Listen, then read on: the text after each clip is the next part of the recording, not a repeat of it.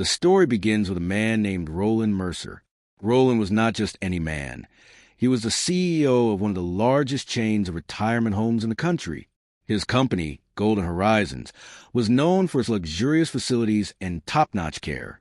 But Roland had a secret. He had never truly stepped into the shoes of those who lived in his homes.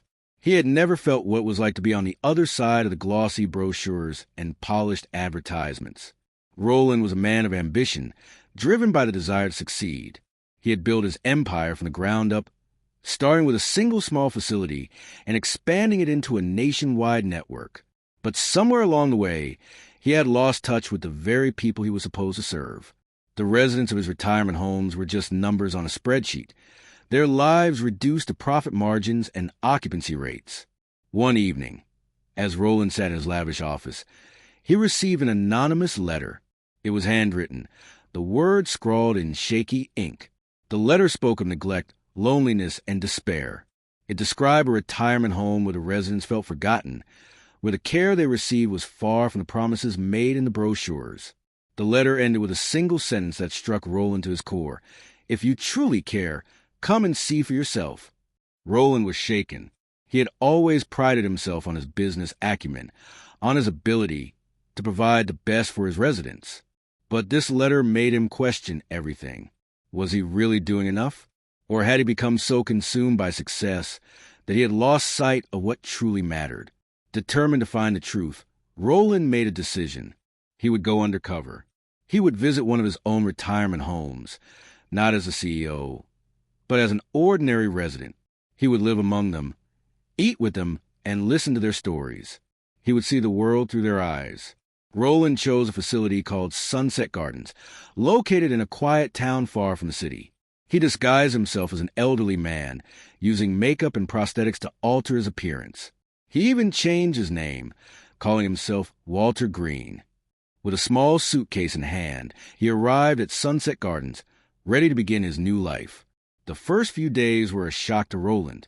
The facility was clean and well-maintained, but there was an air of sadness that hung over the place. The residents moved slowly, their faces etched with lines of loneliness. They ate their meals in silence, their eyes downcast. Roland tried to strike up conversations, but most of the residents seemed reluctant to talk. One evening, as Roland sat in the common room, he overheard a conversation between two residents. Their names were Henry and Frank. Henry was a frail man with a kind face, while Frank was more outspoken, his voice tinged with bitterness. "I don't know why we even bother," Frank said, his voice low. "No one cares about us. We're just here to be forgotten." Henry sighed, his shoulders slumping. "I know what you mean, Frank, but what can we do? This is our home now." Roland's heart ached as he listened. He wanted to speak up, to tell them that he cared, that he was here to make things right, but he knew he couldn't reveal his true identity. Not yet. Over the next few weeks, Roland became more involved in the lives of the residents. He joined them for meals, played cards with them, and even helped organize a small gardening club. Slowly, he began to earn their trust. One day, Roland noticed a man sitting alone in the corner of the room. His name was Samuel, and he rarely spoke to anyone. Roland approached him, sitting down beside him. "Mind if I join you?" Roland asked gently.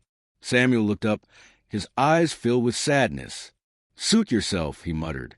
Roland hesitated, then decided to take a chance. "You seem like you've got a lot on your mind. Want to talk about it?" Samuel was silent for a long moment. Then he sighed. "What's the point? No one listens anyway." Roland leaned in closer, his voice soft. "I'm listening." And so Samuel began to talk. He spoke of his life, of the family he had lost, of the dreams he had once had. He spoke of the loneliness that consumed him, of the feeling that he had been cast aside by the world. Roland listened, his heart breaking with every word.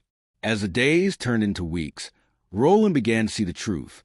The residents of Sunset Gardens were not just numbers on a spreadsheet.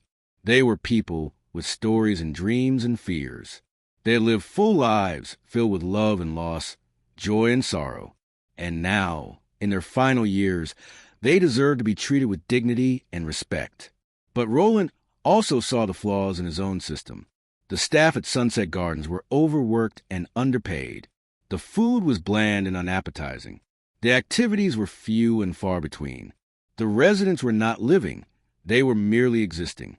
One evening, Roland gathered the residents in the common room. He stood before them, his heart pounding in his chest.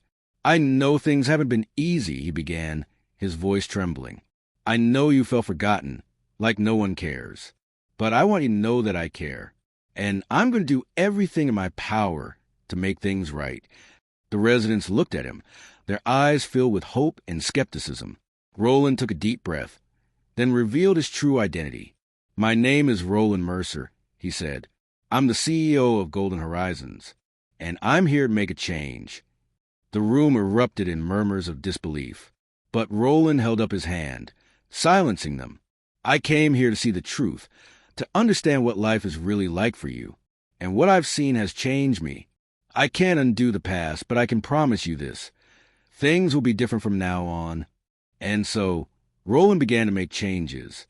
He increased the staff, improved the food, and added new activities. He listened to the residents, taking their suggestions to heart. Slowly but surely, Sunset Gardens began to transform. But the most important change was in Roland himself. He had come to Sunset Gardens as a man driven by ambition, but he left as a man driven by compassion. He had seen the world through the eyes of those he served, and it had changed him forever. As Roland prepared to leave Sunset Gardens, he stood before the residents one last time. "Thank you," he said, his voice filled with emotion. "Thank you for showing me the truth. Thank you for reminding me of what really matters." The residents smiled, their eyes filled with gratitude. And as Roland walked out the door, he knew that he would never forget the lessons he had learned. The moral of the story is simple. Success is not measured by wealth or power, but by the lives we touch and the difference we make. Roland Mercer had built an empire, but it was only when he stepped into the shoes of those he served that he truly understood the meaning of success. And so, the story of the Undercover CEO serves as a reminder to us all. No matter how high we climb, we must never forget the people who make it all possible. For in the end, it is not the buildings we build, but the lives we change that truly matter.